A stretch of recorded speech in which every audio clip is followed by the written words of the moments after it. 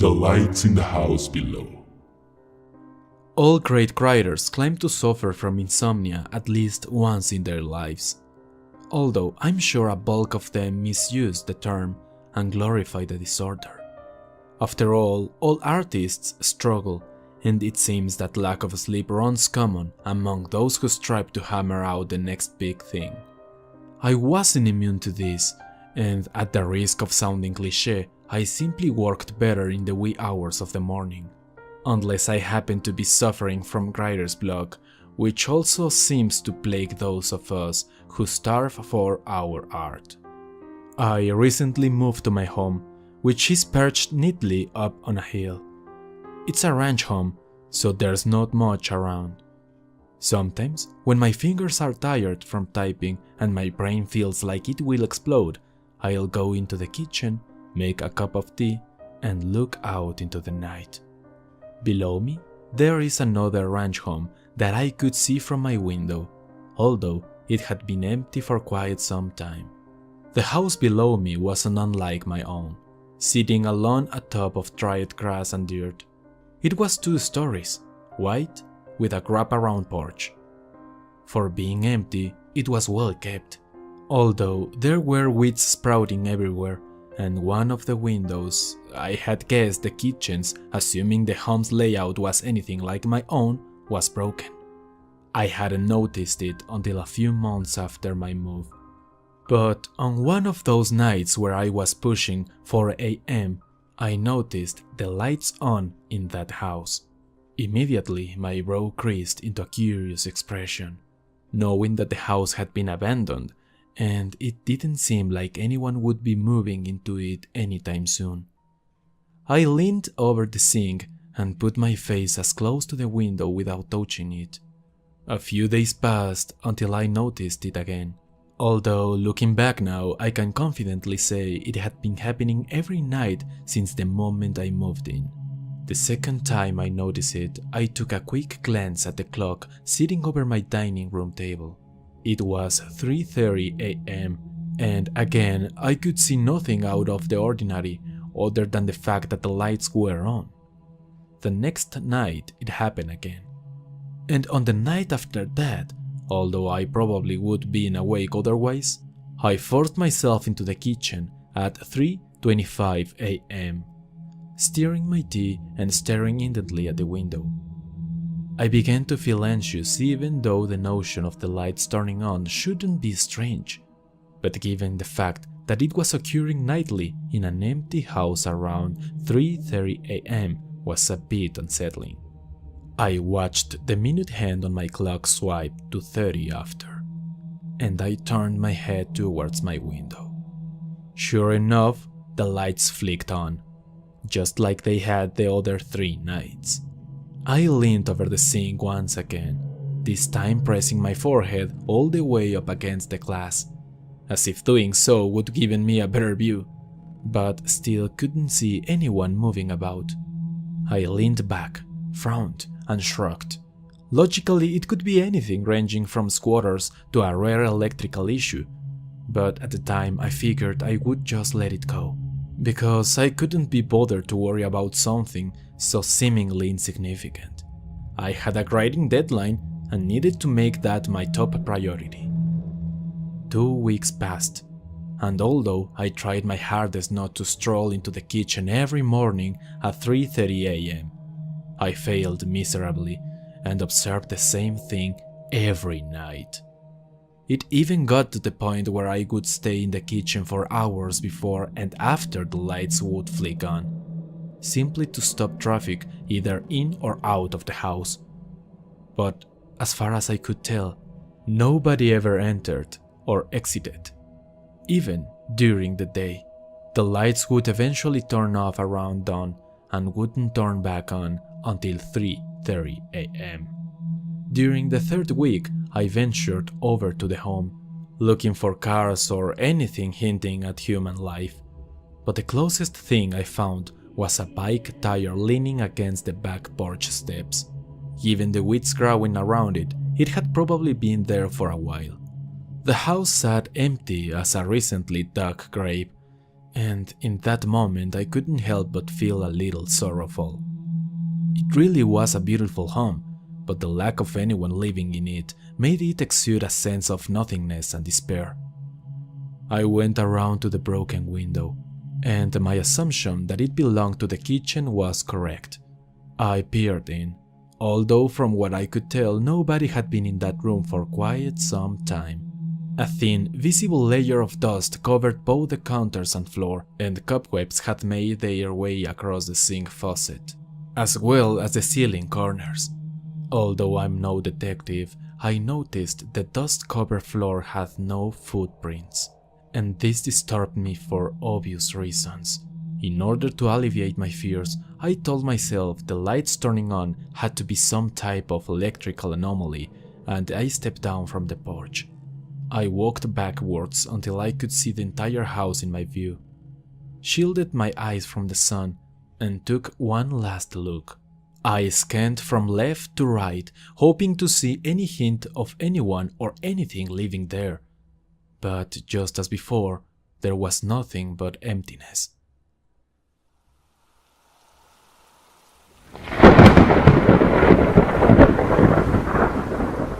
That night, a freak thunderstorm rolled through the area, and for once, it wasn't the grating that kept me awake. The thunder sounded like bombs falling, and before I knew it, I was up in the kitchen at 3 a.m. making tea. I finished my last sip when the lights turned on in the house below, and although it was a sight that was familiar to me then, I still got up to look out the window. I couldn't see as well as other nights because of the rain, but sure enough, all the lights were on like usual. My hands rested on the edge of the sink, and just then, a clap of thunder exploded. My hands tightened, and I jumped, but calmed down rather quickly. About 30 seconds passed, and the power went out. I was only able to register the lights going off in the house below me for a mere second, before I heard a knock at my back door. I jumped again and gripped the edge of the sink even harder. It was completely dark, and I could barely see a thing. I stood there, breathing heavily then, waiting to see if I would hear the knock again. I tried to convince myself it was just thunder, but 5 seconds later, another knock. I slowly walked towards the door, being too scared to look behind the blinds. I walked as closely to the door as possible to see if I could hear anyone outside. The rain made it difficult to hear, but I listened as hard as I could. "Is anyone there?"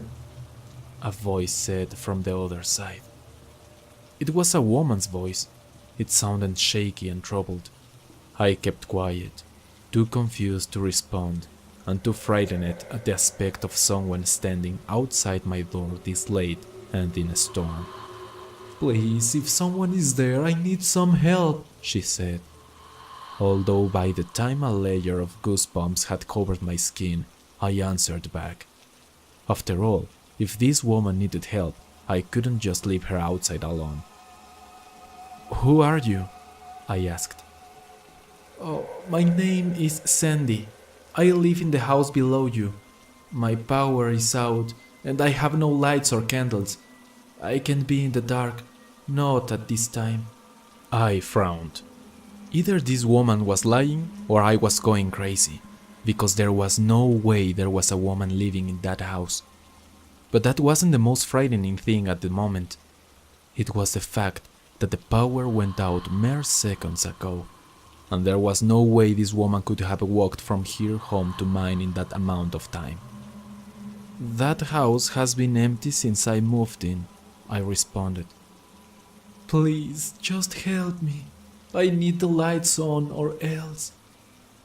I rubbed the space between my eyes. Even if this woman was real, she was making no sense. "I'm sure the power will be back on soon. It will be okay," I said. She responded with a huge sigh, and I could tell she was sobbing now. A few seconds went by, and I calmly waited to hear if she would say anything else.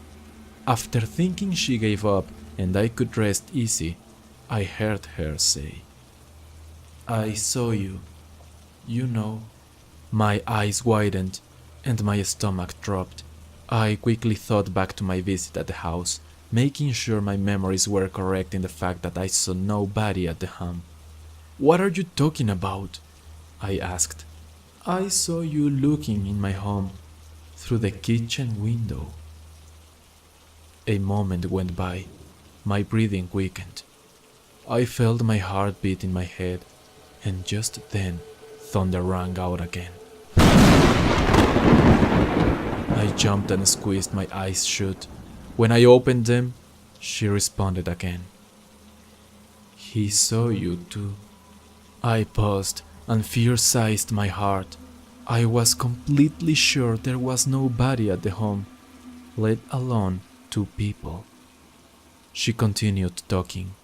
"He comes at this time, and unless I get some lights on, he will take me. He's tried before."